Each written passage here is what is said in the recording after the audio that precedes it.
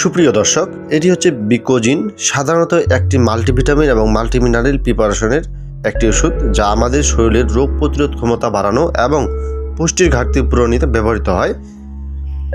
এর কার্যকারিতা, প্রয়োজনীয় তথ্যগুলি সংক্ষেপে আলোচনা করব আজকে এই বিকোজিনের কার্যকারিতা সম্পর্কে।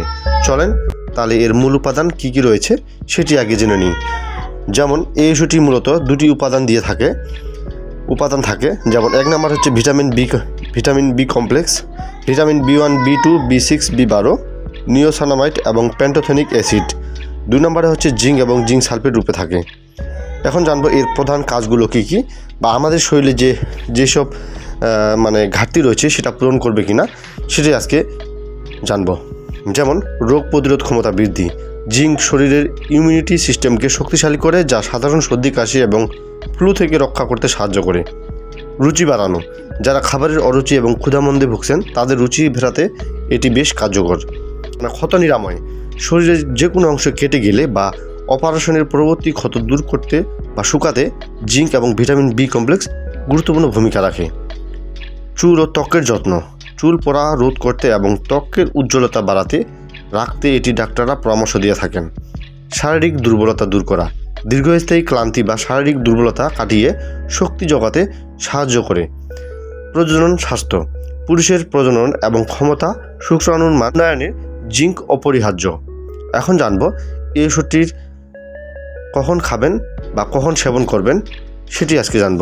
সাধারণত এই সমস্যাগুলো যদি দেখা দেয় সেক্ষেত্রে বিকোজিন সেবনের পরামর্শ দেওয়া হয়। 1 নম্বরে হচ্ছে জিঙ্ক ও ভিটামিন বি কমপ্লেক্সের অভাবজনিত সমস্যা। 2 নম্বরে হচ্ছে অতিরিক্ত ক্লান্তি বা মানসিক চাপ। 3 নম্বর হচ্ছে দীর্ঘদিন অসুস্থ থাকার পর দ্রুত সুস্থ হতে পারেন। 4 নম্বর হচ্ছে গর্ভাবস্থা বা স্তন্যকালে ডাক্তারের কিন্তু অবশ্যই পরামর্শ নেবেন। এখন জানবো আমরা ডোজ আকারে যে আমরা এই ওষুধটি বা এই ক্যাপসুলটি বা সিরাপটি খাওয়ার পর খাবো না কিভাবে খাবো সেটি আজকে ডোজ সম্পর্কে জানানোর চেষ্টা করব। 1 নম্বর হচ্ছে প্রাপ্তবয়স্ক।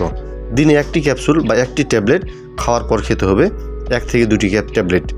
শিশুদের ক্ষেত্রে বয়স ও ওজন অনুযায়ী সিরাপের মাত্রা বিভিন্ন হয়ে থাকে, তাই সতর্কতা হচ্ছে ডাক্তারের পরামর্শ ছাড়া কোনো ওষুধ সেবন করা উচিত নয়। বিশেষ করে আপনার যদি অন্যান্য ক্রনিক রোগ থাকে সেই ক্ষেত্রে আপনারা অবশ্যই ডাক্তারের পরামর্শ নেবেন। এখন জানবো পার্শ্ব প্রতিক্রিয়া। যেহেতু সব ওষুধের পার্শ্ব প্রতিক্রিয়া রয়েছে, এটারও একটি পার্শ্ব প্রতিক্রিয়া রয়েছে। 1 নম্বর হচ্ছে বমি ভাব বা পেটের অস্বস্তি। 2 নম্বরে হচ্ছে মুখে ধাতব স্বাদ লাগা। 3 নম্বর হচ্ছে অতিরিক্ত সেবনে ডায়রিয়া হতে পারে। সুপ্রিয় দর্শক, আজকে আপনাদের মাঝে এটুকুই ছিল। হয়তোবা দেখা হবে অন্য কোনো ভিডিওতে, তবে অবশ্যই ভিডিওটি শেয়ার করে অন্যজনকে দেখার সুযোগ করে দিবেন, হয়তোবা তারও কাজে লাগতে পারে। দেখা হবে অন্য কোনো ভিডিওতে। ধন্যবাদ সকলকে।